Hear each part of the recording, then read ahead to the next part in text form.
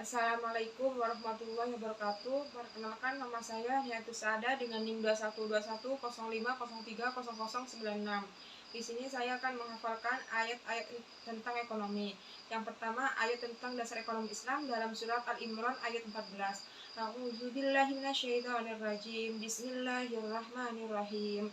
Zuyyina lin-nasi hubbus syahawati minan nisa'i wal banin والبنين والقناطير المقنطرة من الذهب والفضة والخيل المسومة والأنعام والحرث ذلك متاع الحياة الدنيا wallahu indahu husnul ma'ab. Artinya, dijadikan terasa indah dalam pandangan manusia cinta terhadap apa yang diinginkan, berupa perempuan-perempuan, anak-anak, harta benda yang bertumpuk dalam bentuk emas dan perak, kuda pilihan, hewan ternak, dan sawah ladang. Itulah kesenangan hidup di dunia, dan di sisi Allah tempat kembali yang baik. Kedua, ayat tentang perintah bekerja dalam surat At-Taubah ayat 105. Bismillahirrahmanirrahim. Wa qul i'malu fasayara wa malakum wa rasuluhu wal mu'minun fasaturaduna ila alimil ghaibi wasyahadati fayunabbiukum bima kuntum ta'malun. Artinya, dan katakanlah, bekerjalah kamu maka Allah akan melihat pekerjaanmu, begitu juga Rasulnya dan orang-orang mukmin, dan kamu akan dikembalikan kepada Allah yang mengetahui yang gaib dan yang nyata, lalu diberitakannya kepada kamu apa yang telah kamu kerjakan. Yang ketiga, ayat tentang produksi dalam surat Luqman ayat 20. Bismillahirrahmanirrahim.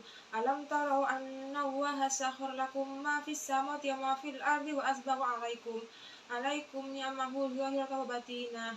Faminan nasi may yujadilu fillah bighairi ilmin wala huda wala kitabim munir. Artinya, tidakkah kamu memperhatikan bahwa Allah telah menentukan apa yang ada di langit dan bumi untuk kepentingan kamu dan menyempurnakan nikmatnya untukmu lahir dan batin. Tetapi di antara manusia ada yang membantah tentang keesaan Allah tanpa ilmu atau petunjuk dan tanpa kitab yang memberi penerangan. Keempat, ayat tentang konsumsi dalam surat Al-Baqarah ayat 168. Bismillahirrahmanirrahim.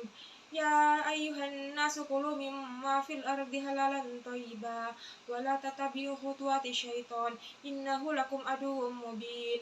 Artinya, wahai manusia, makanlah kamu dari makanan yang halal yang terdapat di bumi, dan janganlah kamu mengikuti langkah-langkah setan. Sungguh setan itu musuh yang nyata bagimu. Yang kelima, ayat tentang distribusi dalam surat Al-Hadid ayat 7. Bismillahirrahmanirrahim. Aminu billahi rasulihi wa anfiqu mimma ja'alakum mustakhlifina fi. Falladzina amanu minkum wa anfaqu lahum ajrun kabir. Artinya, berimanlah kamu kepada Allah dan Rasulnya, dan infakkanlah di jalan Allah sebagian harta Dia yang telah menjadikan kamu sebagai penguasanya atau amanah. Maka orang-orang yang beriman di antara kamu dan menginfakkanlah di jalan Allah memperoleh pahala yang besar. Yang keenam, ayat tentang riba dalam surat Ar-Rum ayat 39. Bismillahirrahmanirrahim. Wama ataitum min riba liyarbu fi amwalin nasi fala yarbu indallah. Wama ataitum min zakatin turiduna wajhallahi faulaika humul mudhifun. Artinya, dan sesuatu riba tambahan yang kamu berikan agar harta manusia bertambah, maka tidak bertambah dalam pandangan Allah. Apa yang kamu berikan berupa zakat, apa yang kamu maksudkan untuk mendapatkan keridhaan Allah, itulah orang-orang yang berlipat gandakan pahalanya.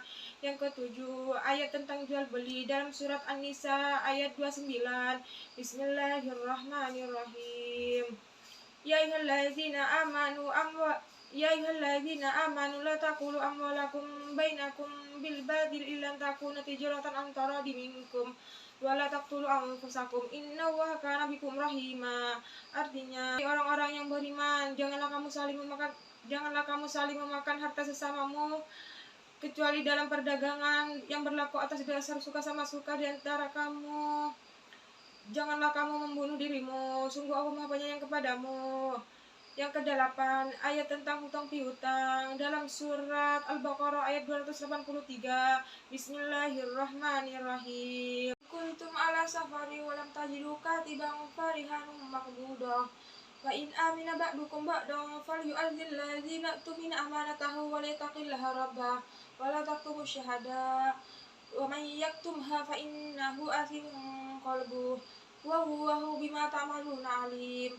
artinya, dan jika kamu dalam perjalanan sedang tidak mendapatkan seorang penulis, maka hendaklah ada barang jaminan yang dibawa. Tetapi jika sebagian kamu mempercayai sebagian yang lain, hendaklah yang dipercayai itu menunaikan amanatnya, utangnya, dan hendaklah dia bertakwa kepada Allah Tuhannya. Dan janganlah kamu menyembunyikan kesaksian, karena barang siapa yang menyembunyikannya, sungguh hatinya kotor. Allah Maha mengetahui apa yang kamu kerjakan.